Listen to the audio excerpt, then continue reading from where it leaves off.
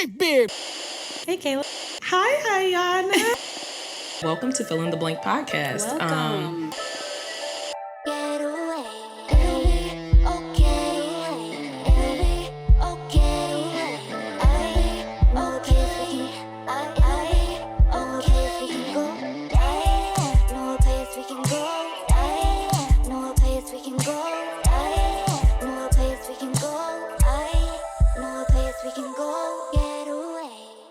Okay, hello. Welcome to Fill in the Blank podcast. And guess what? Today, we have a special guest. Wait, can we do that thing that we like to do in the beginning? Because I kind of like Hi, that we do it. Kayla. Yes, that Okay. thing. And then you go, hi, Natalie. Yes. Okay. Hello, everyone, and welcome to Fill in the Blank podcast. Hi, Iyanna. Hey, Kayla. How are you? Good, how are you? I'm good. Yeah. Guess what? We got somebody else. Hey, Natalie. Hi. Natalie is here with us today, guys, our first guest. We're so excited to have her here. I think from the beginning, we always knew that She would be our first she one. would be our first guest. Easy. Seriously. That was easy. We said that. We were like, well, we'll have to have Natalie. I mean, it's She'll be obvious, yeah. Yeah. Yeah. Oh, well, when I found out you guys were launching your podcast, I was like, I need to be on this podcast. Yeah. Yeah. Just because I've never said a lot of the things I've always wanted to say, but I wanted to do it in a safe place. And I was like, a safe place. And I obviously, with my best friend and my friend, like, this is the perfect podcast. I love that. Yeah. Well, I'm so happy that you're here. Before we get started, though, we're in collaboration today with Chicago French Press. So we are drinking the coffee. It's very good. We have maple pecan flavored coffee. It smells so good. It does. Yeah. Asia was making it for us on the stove, and when she first started making it, I was like, oh my gosh, it smells so good. It smells good. It tastes good. Mm-hmm. Found at Target, Amazon, and then their handles. Chicago French Press. So you can find them on social media at Chicago French Press. You can find their website, chicagofrenchpress.com. So we love uniform. Yes, it's so good. So you all definitely have to check it out. It's so good. I agree. She loves it too. We all love it. And we got cute mugs too from them. So this is definitely it. All right. So typically we start with the feelings forecast now. I mean, we just did it last episode, but I think we liked how it felt. Was starting first. Yeah, I liked it. So we're going to do the feelings forecast. So you'll just share how your week has been like. Has it been rainy, sunshine? If it's been terrible, then it's like tornadoes and tsunamis and stuff. So... But you could just share whatever. Literally like a category 4. I'm just kidding. I feel like it's been sunshine. Mm-hmm. I know that it was like a tough week for you and for some of our friends, but I think I felt like overall it's been like really, really good. Like I felt really happy being with my friends and like hanging out with you. It was nice. Yeah, so it was really nice. I'd say it's been sunshine, and I That's love good. being here today too. Yeah. So it's a good day. Okay, Iyanna. Oh man. I know. So for the most part, I had a really good week. Work was very busy, which is what I like. Of course, like the announcement came out this week of Jared and I's divorce. Yeah, I should have did what Jared did and just turned off all my comments to begin with. But I just couldn't help myself. Yeah. And like by the end of that day, I like went to sleep crying. The but, curiosity of yeah, just like what people were saying. Yeah. Yeah. It was overwhelming. People are they're so mean and they're so harsh and critical and judgmental on people it's that making they don't assumptions even know. About people that you don't know. Yeah. And then like that still the annoying part of like basing their opinions off of like an hour combined screen time from a 10 episode show and kind of using whatever that excuse is to explain a 1.5-year relationship. Yeah. But anyways, after that day though, I learned my lesson. I turned off all my notifications and I've been fine ever since. That's good. Yeah, we went out with the whole crew, with you, me, Deepti, Danielle, and I was like, this is good. Yeah. This is good. So I have friends now to support, which is nice. But yeah, it's mainly just the criticism that's annoying. But everything else is going swell. My apartment is officially clean. Yay! Yay! Well, except for my clothes. They're like in a pile right now, but that's okay. Yeah. Takes time. It takes time, yeah. I'm not rushing it. I'm ready to come over and visit. I had an interesting week. So, First full. Yes, Full the first week of full work? week at my internship and just back to work full time, and it was good overall. Like, I enjoyed what I was doing a lot better than what I've been doing previously.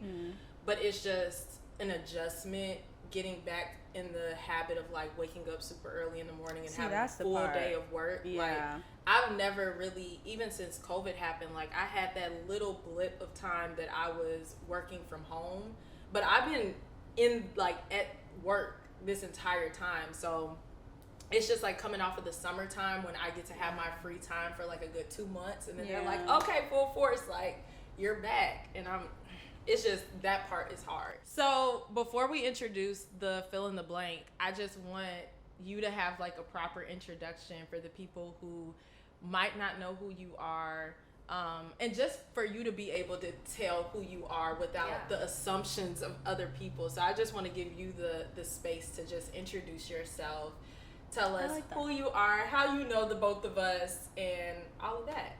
Yeah, so I'm Natalie, for anyone out there who doesn't know me. I did Love is Blind with Iyanna, so we were both on the show, and I know Kayla through Iyanna. So I met Kayla when we were filming the show. Kayla came to the bachelorette party that we filmed as part of the experiment, and yeah, that's kind of how I know you and why I'm here, but a little bit about me. I was born in Chicago, and I was raised in the Chicago suburbs, so Chicago. What suburb? I grew up in Vernon Hills. Okay. Yeah. Okay. I don't know what that means.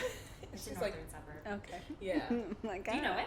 I've heard of Vernon Hills before. I didn't know exactly where it was located at, but I'm like, I kind of grew up city and then also south suburbs. Yeah, So like in the South Holland area. So not too far from kind of where we are. Like further south. You're like, whatever. You're like, whatever. I don't know. She was just like, I don't know. Chicago talk. Yeah. I know. I was like, you wouldn't know if you're not from here. But you don't even go here. Yeah, I mean, I did a little stint where I moved around different places. I lived in San Francisco, then Atlanta, and then Boston, and then came back right before the pandemic. And then the pandemic hit, and then started the casting for the show. That's wild. Yeah. How the timing worked. That's how it worked for me. I know, and we talked too. about this, like the timing of how we were here in Chicago when we weren't really meant to be, and then casting started. But yeah, I work as a management consultant right now. I don't know what else there is to say about me. Like, you're like, that's kind of like the it. basis. But yeah, Iyanna and I became best friends from that experiment during filming, and kind of the rest is history. Yeah. And yeah, it's kind of led me here. I don't know if you've even shared how you found out about the show. About the show. I found out on Instagram. It was like that first or second week of quarantine, and everyone's basically drunk. So I was drunk, and if I'm honest, I was drunk, and I was scrolling on Instagram, and I saw the application. I was like, why not? And like, so, might as well. and then they called me back, and I was like, wait, I was just playing. I was just playing. But that was a whole year before we actually went on the show. How'd you find out about it? My friend sent it to me, so I didn't watch season 1. What? Wow. My friends were. And you huge. just sign up for a TV show that you've didn't never know? seen. Well, I signed up with my best friend, and so when I was answering the questionnaire or the application, I did it without the context of the show. Okay. Like, because it was just asking about, like, are you ready for marriage? Oh, like, what what you are just you thought it was like looking for? just Things another so I was dating just like, thing? Yeah, I was like, I'm just gonna Okay. fill it out of how I feel, and then when they gave me a call is when I'm like, okay, I need to look up this show. Yeah. And then you watched it? I knew about it, like I knew about the premise, I just had never seen it. Oh, Okay. okay. But I heard that there were successful marriages out of it, so I was all like, oh, well, it's very different from any other show. Like so the might as Bachelor, well. Bachelorette. Because it's like actually leads to Yes, that's why I successful did marriages. it. So that's the piece that attracted me. But Yeah.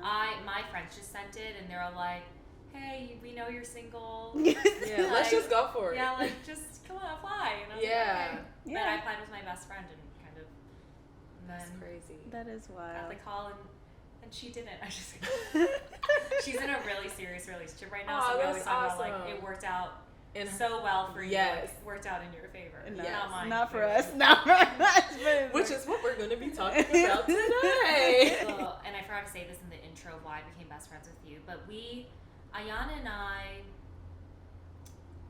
she didn't like me in the beginning. Every time. I didn't realize she loves to share that part. I didn't even know she didn't like me until she straight up told me, and I was like, huh? That's such a me thing to do. That's such a me thing to do. I didn't like you in the beginning, but she goes, now I do. And I was like, you didn't like me in the beginning? I was like, what? I will receive some messages about how different we are, and people just don't like, understand. what? How did y'all become friends? Yeah. Yeah. Because we're actually not that different, though. That's what I was going to say. I don't think so. I was We like, have that sick sense of humor, dark shit. But even outwardly, I was like, I don't think we're very different. I don't think so either. Yeah. But I don't think that people... They don't know us well enough. They don't know y'all well enough. But I also think that people got a decent scope into who you are. But I feel like even more so, like, people didn't get a scope into who you truly are. I agree. Oh, for those of you who are listening, she was talking about people got a good scope of me, but didn't get a good scope of Natalie. Yeah, because things I hear is like, oh, Natalie's so quiet and lies. Actually, that's all I hear is that I'm just really quiet. You're just quiet. And I'm like, you're a complete opposite. If anyone's seen, first of all, Natalie's not quiet. Natalie does weird shit. Like, if we're in a crowd in the club, she does, like, splits. Or just, like... Wait, at the Blackhawks game, Natalie was like, y'all want to see me do a split or something? And she just did, like, a toe touch in the air and then went into a split. And everybody was like, do it again, Natalie. And she keeps doing it. But wait. It's my party trick. No. So for those of you who are imagining, this isn't like a very well eloquent, like thought out split. This is like like a fling in the air, like halfway land on the ground type of thing. Like, I'm going to be sore the next morning. Literally. It looks like she just pulled a hammy type of split. I'm not gonna lie, that night I did pull my hamstring. I couldn't walk for 2 days. And I didn't tell anyone because I was so embarrassed. That's hilarious. Because you kept doing I it. know. So everyone's like, again. I was like, yeah. And then she was making that noise too. She was like, People think like Natalie is so quiet. I don't know why. I'm quiet. Anyways. So Natalie. I'm so If weak. you guys knew what happens on this podcast behind the scenes, it is so chaotic. I'm already, all the energy has been sucked out of me. I don't even feel like talking anymore. Like, we've been sitting here for 2 hours. We're a hot ass We've mess. only gotten 5 minutes podcast. Oh, Jesus. We're a mess. We got it, though. But it's only because, like, I mean, you're a guest, but you're not really a guest. Like, I mean, you know, you're just... We're comfortable with It's just Natalie. It's just Natalie. So we're just freestyling. Right. Trigger warning. As Iyanna just said, guys, this is a bit of a trigger warning. We are going to be on this episode talking about toxic relationships, but hopefully we'll be able to share a little bit of like a positive insight on what to do if you're in one, to get out, and then also how to heal from that to be able to move on and have more fulfilling relationships in the future. So we're going to start with the fill in the blank, which is... I've learned to love better from toxic relationships by blank. For me, by having a soft heart but growing thick skin. Or keeping my soft heart and growing thick skin. That's beautiful. That's something I admire about you. I always tell you that. Just the gentle heart. Thanks. I'll share mine and then we'll let Natalie go because then we're going to have you talk about your story.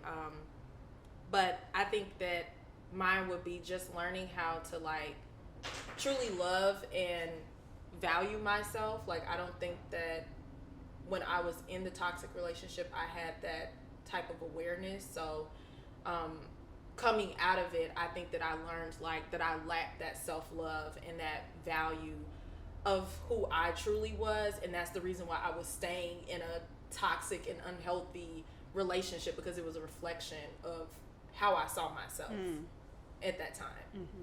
Natalie? Mine's similar to yours. I think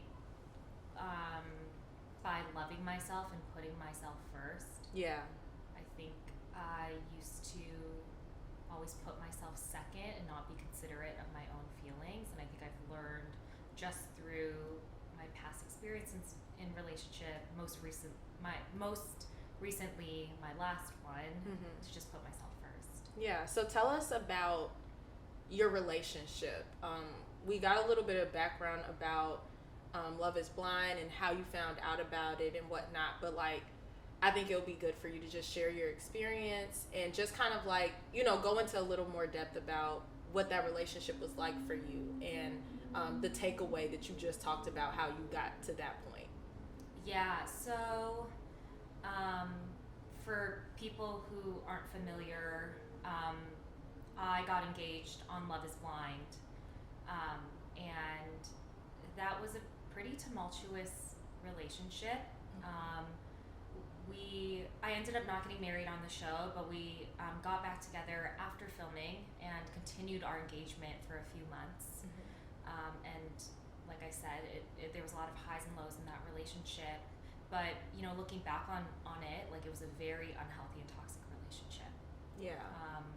And at the time, I didn't really recognize the signs of how unhealthy it was. But now, having been out of it for several months, I know that it was,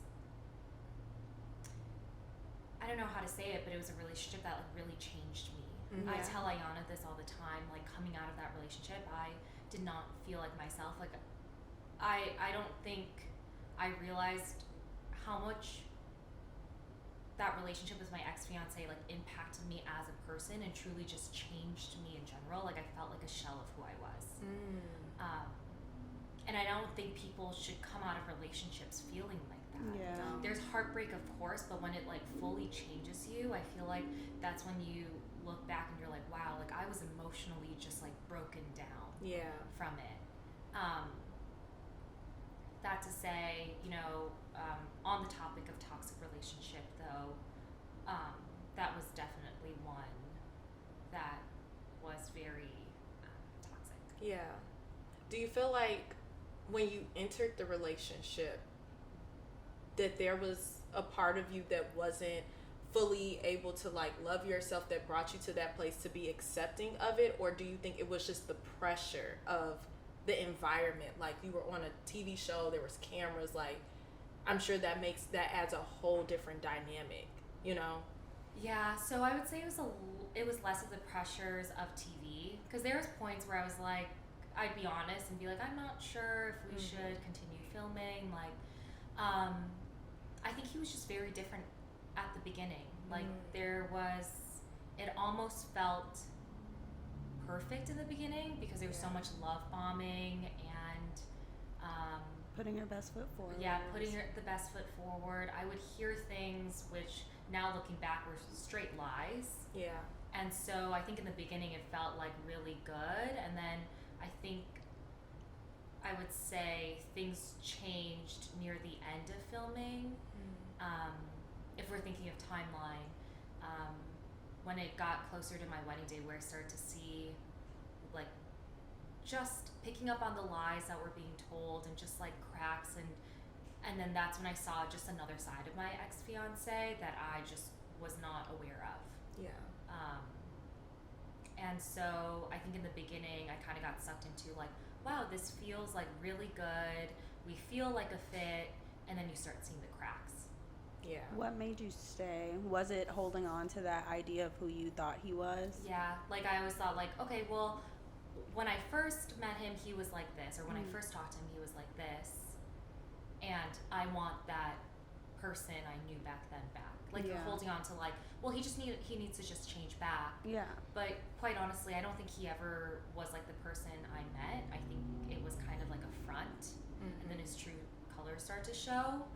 But I held on to kind of like that, where's that person I knew? And that's what kind of kept me in it. Yeah. I think a lot of it, also what kept me in it too, is at a certain point I started to feel guilty, in a way of did I change this person? Like, is this person the way he is right now because of me? You felt responsible. Well, he put the blame on me. So, for example, there was a day where he just did not come home all day for no reason at all. He just like disappeared. And I would text him and be like, where are you? Like, where are you? And he'd be very like, he wouldn't really tell me. He'd be like, I'll be home soon. And I was like, what are you, like, where are you? Yeah. And I started to get worried when it hit later into the night. And then when he came back, I was like, hey, I was like really worried. Like, where were you all day? Yeah. I was like, at least like shoot me a text and just like let me know if you're okay. And then he would put the blame on me and be like, well, why do I have to do that? Like, you should just trust me that that like I'm not doing anything like inappropriate or like anything, you know. And then and he would have such a reaction to that I was like, is it my fault that he's reacting like this? And is it my fault for asking for more communication from him? I don't know if... It feels like you're being unreasonable. Yeah, and then I'm like, am I the one who is unreasonable? Yeah. And that's crazy. so it reminds I think me. it was like me feeling guilty, like, oh, I'm the one that's kind of changing him. Yeah. It's like the manipulation. Yeah. Like, it's that tactic of I experienced this too in my previous relationship where it was just a lot of manipulation of like intentions that I had that were positive and they were spun around. Or even like genuine concern. Yeah, just genuine concern and just kind of like how you would act in a typical relationship. You try to act that way, and then because that person is not accepting of the kind of love that you have, it makes you question like, so am I wrong for trying to love on you properly, for loving on you the way that I love? Like, it makes you think like, is something wrong with you? It's not even like love. For me, I realize I know when I'm having a good partner or not when I bring up a concern, like whether I'm trying to love you or not. If I'm trying to bring a concern to you and how you respond to that tells me everything that I need to know. Yeah. For example, in my toxic relationship, I am not talking about Jarrett. In my Jesus, in my past toxic relationship, I remember I brought up a genuine concern because at the time, like, he was keeping me pretty much a secret, but wasn't really being honest about the fact that he was keeping me a secret. He just said that he was being protective, but nonetheless, like, he never posted anything about me on his Instagram. And I mentioned something about that. All of a sudden, I'm being called shallow. I'm being called like, why are you so into Instagram? Why are you so into social media? And I really wasn't at that time, more than what I am now. But I will say just that experience alone, like, kind of turned me off from social media because it made me feel so much shame when it came just for bringing up a genuine concern. Yeah, because you wanted to be loved out loud. And I experienced that same exact thing. And it kind of brings me back to like what you said, Natalie. Like, you go through that and you're trying to make so many adjustments so that you could be a good fit for this person. Yeah. That you do end up a shell of yourself, like not recognizing who you are because it's not compromised, but you've settled and you've thrown away so many pieces of yourself just so that this person can love and accept you. That's yeah. wild. I mean, during that relationship, I felt like I was constantly walking on eggshells. Like, to your point, I could not express a concern without some sort of like, without him taking it as criticism. Or him having such an emotional reaction that I started to get scared to bring anything up. Because you're like, I don't want to set him off. I don't want to anger him. And I realized that's so unhealthy. Like, I should not be scared to bring up a concern to my partner. No. We should be able to sit down and talk about it like adults. Because that's how you grow. But for him, everything was a point of criticism. It was things like, I found flirtatious messages between him, or what I consider to be flirtatious messages between him and other women. And he put the blame on me. He's like, I can't believe you don't trust me enough to go through, and you had to go through my phone. I hate when they do that. And I'm like, I didn't have to if you were like deleting messages and keeping things a secret. Like, I wouldn't have that thought, but he made me feel crazy. And then when I asked him to see some other messages, he goes, if you trusted me, he goes, you would never ask that. And I was like, I don't at this moment. And then he would have such an emotional, like, reaction to that, where he would start yelling and start using kind of his physicality to, like, intimidate me, that I was like, I was like, I feel, like, frightened that I can never bring up a concern again. Yeah. And my first reaction is to console, just accept, and then move on, because I'm like, was it my fault that he's reacting like this? Am I the one that's, am I, like, is it my fault that I am doubting his, truthfulness or whatever? Yeah. So your reality starts getting so warped, and you start being like, I'm the problem, like, I'm the issue. And I think that so much of that, what you're talking about, shows just the kind of heart that you have, because of the fact that regardless of how he was portraying himself to you and how he came at you, you still tried to find a way to be accepting of him and find ways that you can shift and mold yourself to be, like, to love on him. And I always say, like, it's really difficult because when you're in those positions, like, you can very much after that go into a space where you harden your heart and you start to love different because of a failed experience of how, like, you trying to love in a proper way and things being twisted, and you're like, wait a minute, did I do something wrong? Like what you were talking about. And I always say, like, don't harden your heart because somebody wasn't able to accept the kind of love that you had to give, because somebody is going to accept it and love it in the form that you give it. And you can't start to change yourself because that person doesn't line up with what that looks like, That's so hard to do in the moment. It's so difficult. Because when I know with my toxic relationship, I should have been the one to walk away, but even still, in the end of it, we had broken up and gotten back together like 3 times, and he was the one that left. And it wasn't until like months after did it finally click for me, like, oh, this wasn't the right fit for me, for sure. But the fact that, like, I was willing to keep going through that same cycle over and over and over again is what scares that it scares the shit out of me, that, like, a piece of that was even in me, like, because I don't recognize that person anymore. That's where, go ahead. No, go. I was gonna say, that's with Shane and I, we got back together twice after our wedding, and so even though I recognize the highs and lows him and I had were not healthy, I still continued going back to that relationship because I was so set on, like, well, it's almost like I justified it, like, it's not that bad, like, even though the lows are lows, like, we have, like, normal times too, and it's not until you're out of it that you recognize, like, no, it was bad, like, I feel like I was emotionally broken down and truly manipulated, but I hope whoever is watching doesn't take this, like, you should never feel disappointed in yourself that you didn't recognize these signs during the relationship.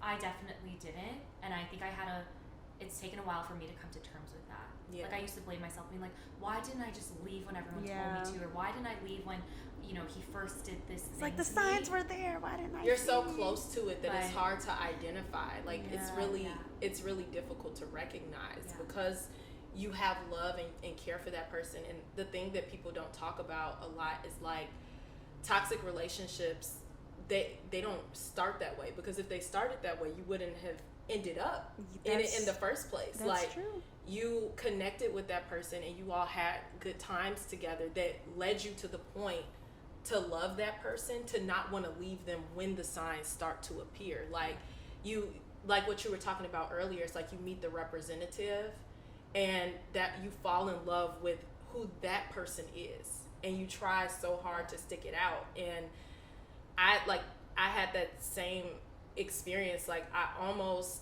ended up in a situation where, like, I wasn't gonna be where I am today because of how toxic my last relationship was. I had to, like, pull myself out of that. Like, I had to go to counseling and therapy to allow myself to accept the kind of love that I have today, because I just couldn't even recognize what was right in front of me because of how much of a roller coaster I had been tossed through for like 2 years. We talked about that, about after a toxic relationship, how when you get into one that is even like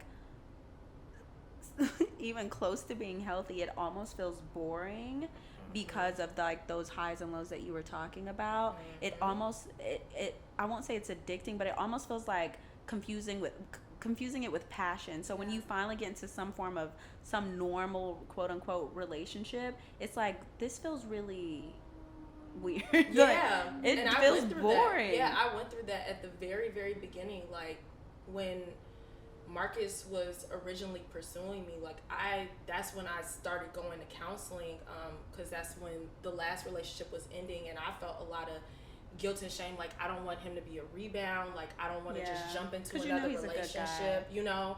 And because he was a good guy, I was so confused. Like, I had this time where I was like, it's too good to be true. Yeah. Like, something's gonna come crashing down. Like, you kind of go through a phase where you feel like you're not accepting of the kind of love that's in front of you. Yeah. It makes it really difficult for you to allow your heart to fully open up to what you could have. I was unlovable. Well, I won't say unlovable. It's just like, if this man that I loved so much and I put my all into couldn't like truly love me for me, then like who else will? So I just found myself, and even after that relationship, in like these, I'll call them entanglements. Found myself in like 2 entanglements, and one of those guys, the last one, he was a really, really, really good guy, really sweet guy, and I just couldn't figure out why I just didn't like him. Yeah. And it's because I wasn't in the place of healing to be able to move forward in a healthy relationship. Yeah. But I will say, after that toxic relationship, that's when I learned my value, and I was like, okay, I'm starting to see what, who I am. Yeah. I mean, I think now I've gotten to the point where I truly know my value, but that's when the journey began, when I started to really grow to know myself and to love myself for who I am, and not take what he did personally, basically. Yeah.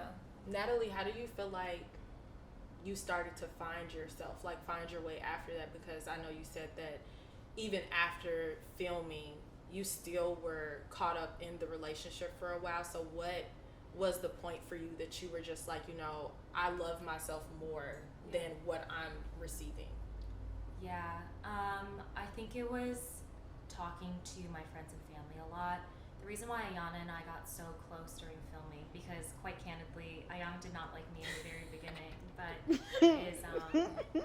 there was a time during filming that she was really one of the only woman I trusted during filming. Like, I just sensed that she was a very loyal, trustworthy person. Yeah. So I had like a private conversation with her, kind of detailing everything I was kind of going through in that relationship with my ex-fiance. Again, I know I held things back from you for sure. Oh, I could tell. I knew it. She wasn't telling me the truth. I was very protective of that relationship during filming. But I could sense how much you were protecting, and I think even that alone gave me like a bad feeling, and I was like, that doesn't feel right, and that doesn't feel normal. But I think talking it out with someone, she also witnessed some of his emotional reactions, and I think having someone validate, like, that's not healthy, and that's not a normal reaction, and it's not your fault he's having that reaction, is like what I needed. But she was truly one of the few, along with some of the other women, that kind of really saw it for themselves, in terms of the highs and lows of that relationship I was in. But I think, again, like, having the support of friends and family to not only validate, but like understand, and being a listening ear, and then therapy. I think I had to learn skills to cope and also recognize like what I went through. Because I think there's one thing of talking about it, but truly having someone kind of explain,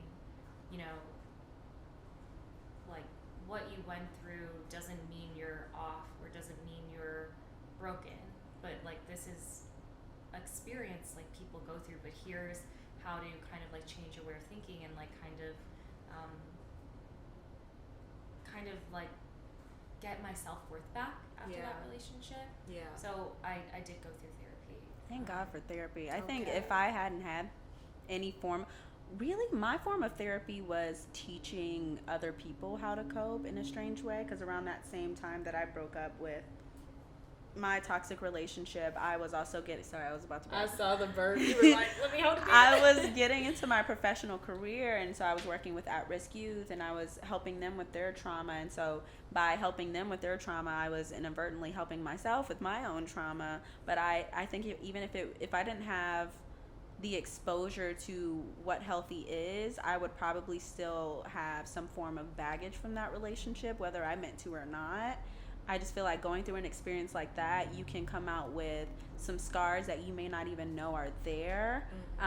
Or shoot, not even until like a year or two after you may not know are there. I know that was the case for me. I was like, I think I'm good, I'm healed, but then I'll go through like some remnants of a relationship, and I mean, of course, that's the only time where you're probably triggered, where situations will come up that are similar to that and to be triggered. Right. But it's when since the triggering, where I realized like, oh crap, like I didn't know that still was there. Yeah, that it was lingering. Yeah. I think that I started to realize a lot of the things that were still left to deal with in my relationship with Marcus, because I'm his first relationship.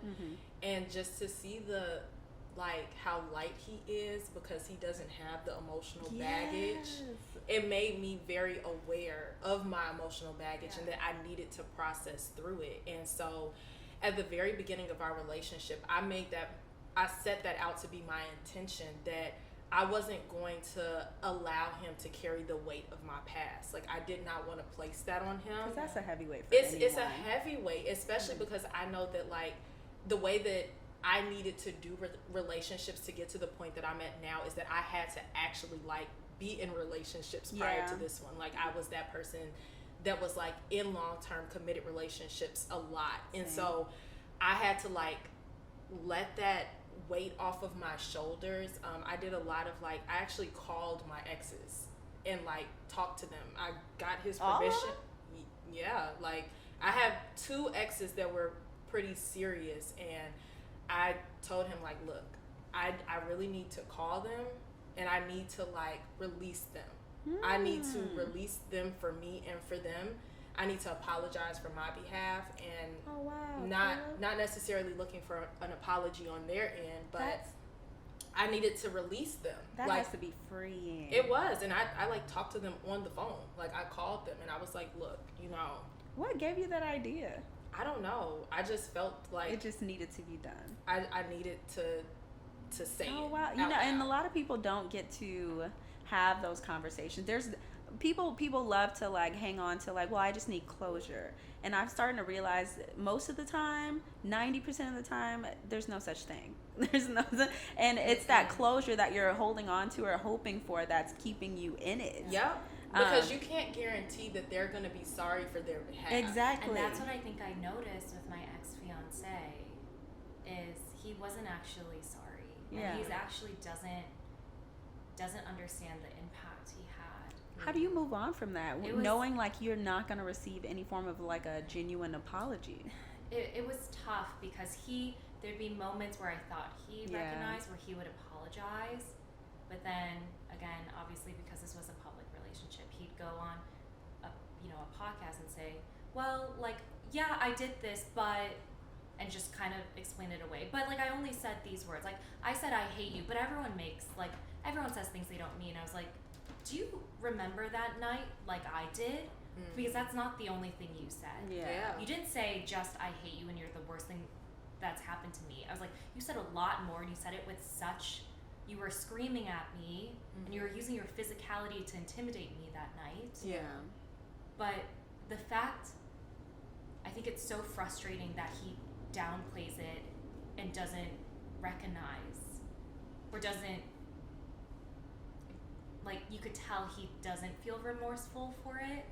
And so that is so frustrating. I realize I will never get closure, and he'll never understand what, like, how he, like, just emotionally, like, fucked me up. Yeah.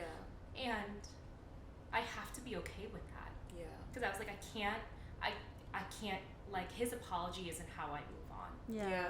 Like, you have to free yourself my from closure is knowing that, recognizing that he was not the person for me and closing a door on that relationship. Yep. Lesson learned. That's the only way that I can like make any sense of it. Is like I learned so much from that relationship in spite of that relationship.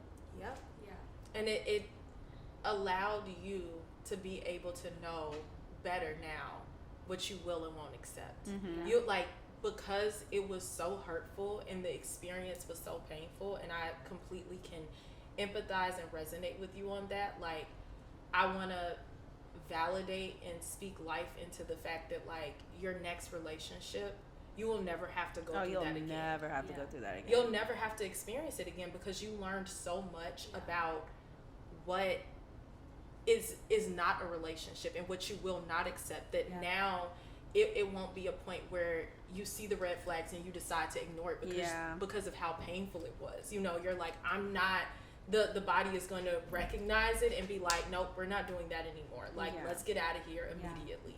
I think one thing that like changed me was the fear I had in that relationship, and I hate to say it, but it changed me for the better. Of like, I never want to ever feel like fearful in a relationship. Now you know what true safety feels like. And I was like, I can't believe at the time I thought I could deal with that, like feeling like I'm always walking on eggshells.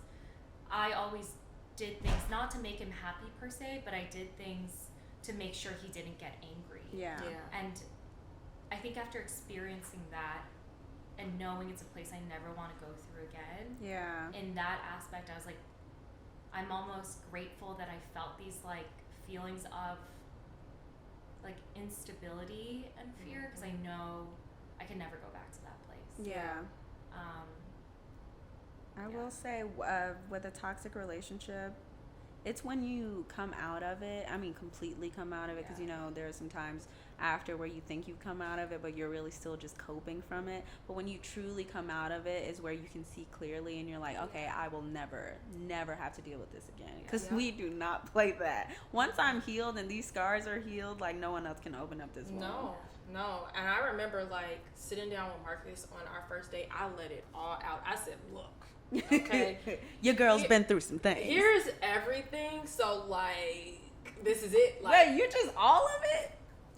But I felt comfortable to do that. Like, I was allowed the space and the opportunity to do that, to be able to share. And I mean, like, it'll look different for everyone. Like, you have to, you know, go with what's comfortable for you and what feels good for your spirit and the person that you're connecting with. But like, for me, I knew that I needed to just kind of share. I needed to lay it out on the table, because in my previous like toxic relationship, I was so secretive, and I didn't want to be like that anymore. Like, it's like what you were saying, Natalie, like, you're not able to recognize yourself. Like, the person that I was in my past relationship, I don't know her. Like, it's almost like a totally different person, like an evil twin or something. I don't even know who that person was.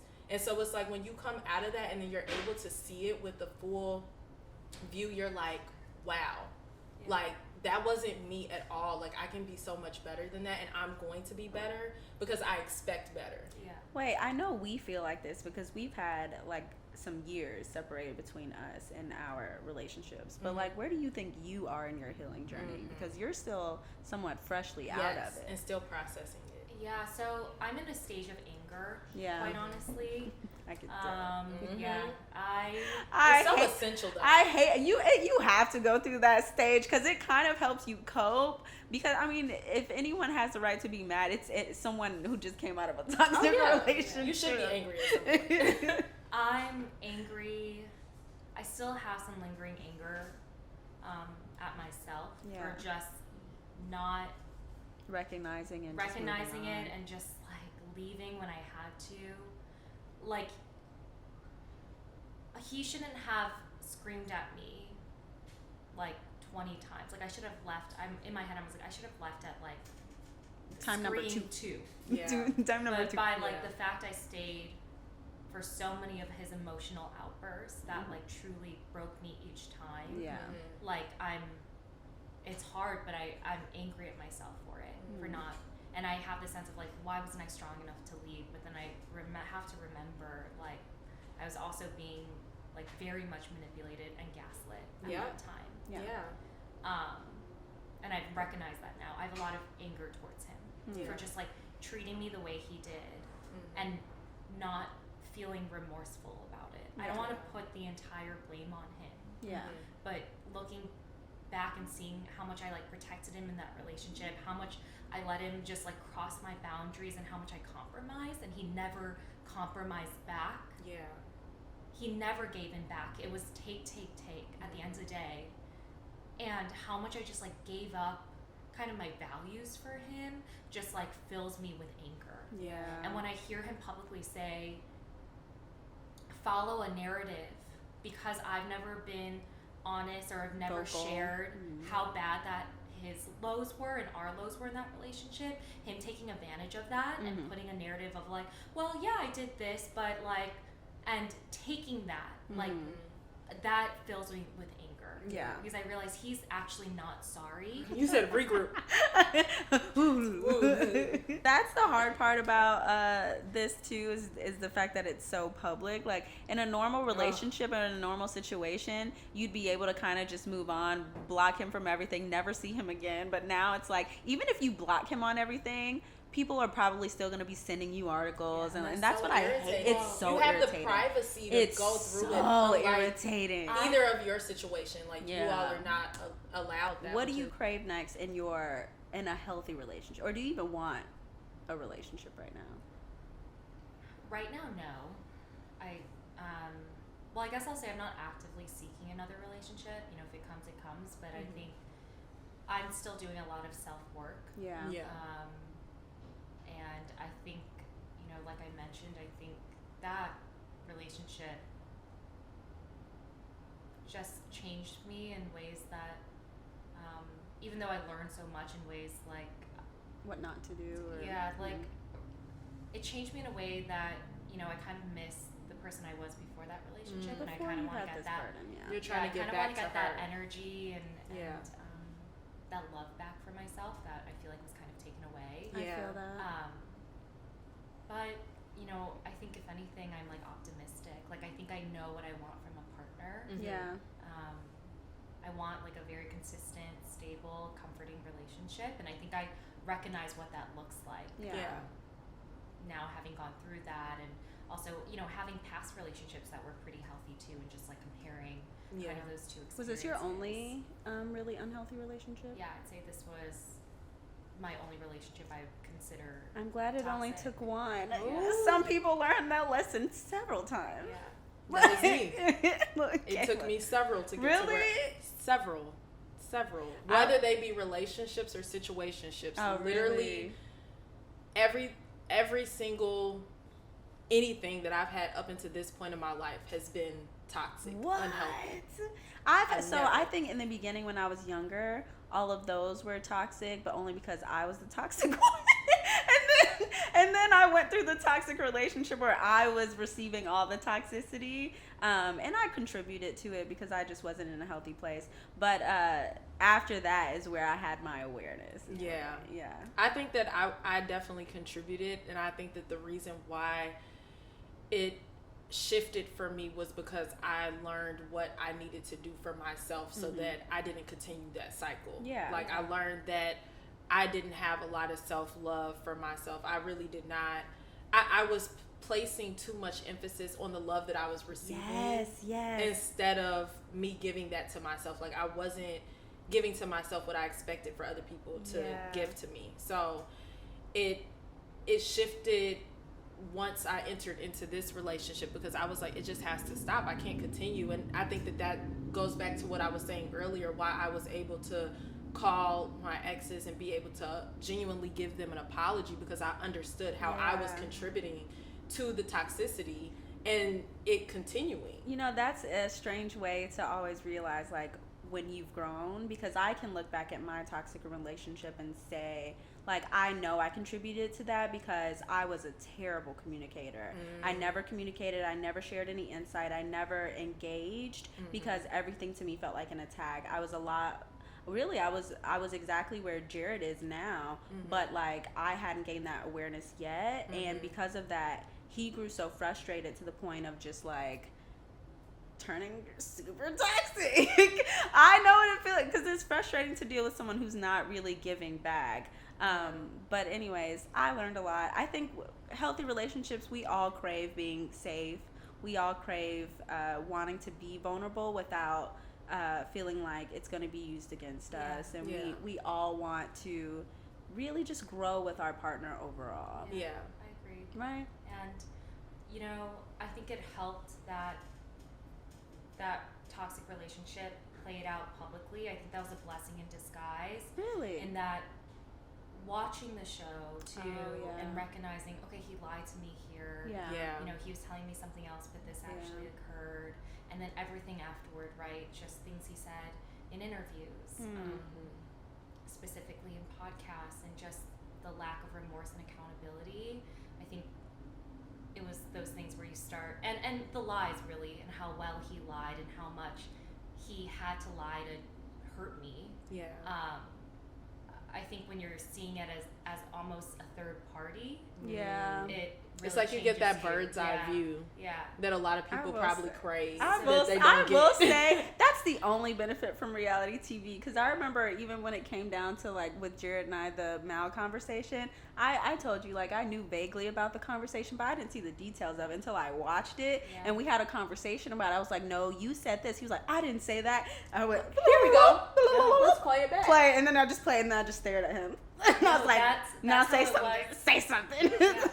That's how it was with my ex-fiance during, like, the pod stages of dating. So those first few episodes of the show, where I saw how he acted with another woman, and I remember the things he would tell me, how he would love bombing during those stages and say, it's just you, I'm not talking to anyone else. And things I wrote in my journal, my private journal. Oh, that's helpful. That time. So I was like, okay, I wasn't crazy. Like, he was truly lying to me at this moment, and seeing just how manipulative he is. To take my vulnerability and love for him and use it. For his benefit in a selfish way. And I think seeing a third party, I was like, yeah, he's just not the person I thought he was, and he is a huge liar. That's one of the very few benefits. And I think it's like when you see it for yourself, like truly on screen, you're like, okay. Yeah, like, I did the right. This is Yep. You could really process it. Yeah. It's not the guy who was saying, you know, it's just you, I'm not talking to anyone else. It's or saying, like, on day 3, you're it. Just seeing how he lied. I'm sorry, I still find that funny. It's like, you do realize I saw you talking to her. I see you on screen. But here's the thing, and this is where I get frustrated. Sorry, this is a tangent, but anyone who's a fan of the show, he goes, well, I remember he said somewhere, he's like, well, on The Bachelor, like, people date other women. It's not like I was, like, kissing. I was like, that wasn't the issue. It's the fact you were lying to me.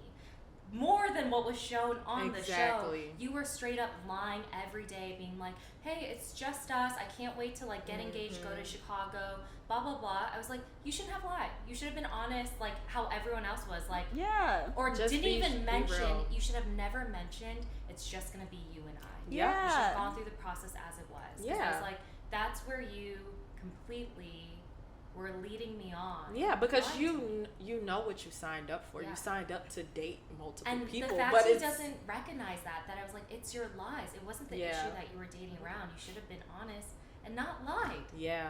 And he lied so deeply. I wrote down things that he had said in the pods in my journal. Sorry, I'm laughing at Ariel. She's over here falling asleep. You don't find this shit interesting?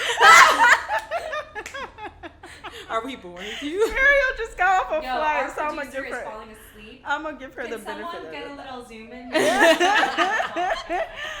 I'm gonna give her the benefit of the doubt. Is there anything that you all want to leave off with, like anything that you want to share, just about coping with toxic relationships, or like how to regain that identity of yourself back afterwards? I won't say anything specific to everyone else, but I will speak as if I'm speaking to myself who's going through that.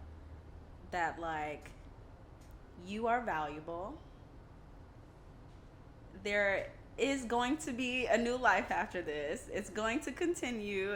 Things don't just stop all of a sudden just because you don't have that relationship. Like, you're going to be okay. And you're going to grow from this because you're going to intentionally learn from this to be the healthiest version of yourself, which is going to attract also someone who is healthy. So just keep pushing through. Don't hold on to that baggage. Don't expect. And sorry, just keep it pushing and worry about your damn self. Grow, girl. Grow and flourish. That's it.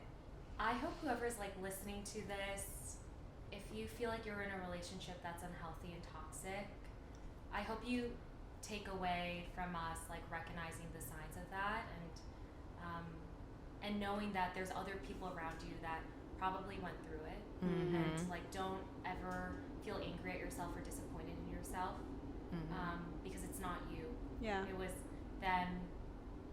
And I also hope that friends of people who are in toxic relationships, like, I hope it gives you an understanding of why people sometimes stay longer than they should have in those relationships and how you could kind of empathize with your friend and also kind of support them through it. Yes. And getting out of that relationship. So I That- hope that's what people take away from this conversation. Yeah, that's the point I was going to bring up. I also wanted to say that I feel like one of the main things is to not isolate yourself when you're in that situation, because I feel like my friends carried me through that toxic relationship. I was always very vocal about what I was going through, even if I felt like they were tired of hearing me talk. Yeah. I just continued to share, and I'm grateful that I had friends that were willing to listen to me say the same shit over and over again, but like, they were there for me. And the moment that really rang in my head, like, I have to leave this relationship, was just through sharing with my friends, and one of them being in a happy relationship at the time, and she was sharing just her feelings about her relationship and how it feels with them together. And it was that turning point for me, like, I don't feel that way, and this is what I deserve, and it's something that is tangible, it's reachable, but I have to want that for myself. And that was the moment that I was like, yeah, I have to go. Like, I can't continue in this way or on this path. My friends kind of carried me through. Yeah. And you realized that you were in a toxic relationship when she talked about her healthy one. Okay. Yeah. No, I feel like I was in the same place. I think when I started talking about my ex-fiance to my friends, like Iyanna and my other friends as well, and they also met him and kind of like witnessed kind of the toxicity in that relationship, is when they were the ones to kind of like support me through leaving that relationship. You were the first person I really talked to and kind of opened up about how there were some cracks into a seemingly perfect relationship. I'm happy that you did, though, because I could tell literally no one else knew what was going on, and that like pains me. I know we weren't that close then, but we were growing to be closer because of that, because of you taking that moment to be vulnerable with me. But I realized literally no one knew what was going on, because at the reunion everyone was like watching and like, oh yeah, I just want to say that I loved watching your love grow. And I was just really quiet over there because I wanted to be like, everybody shut up, like, you don't know what happened. You don't know what's going on. So the only person who really knew were me and Jared were just like, I really wish everyone would stop talking now.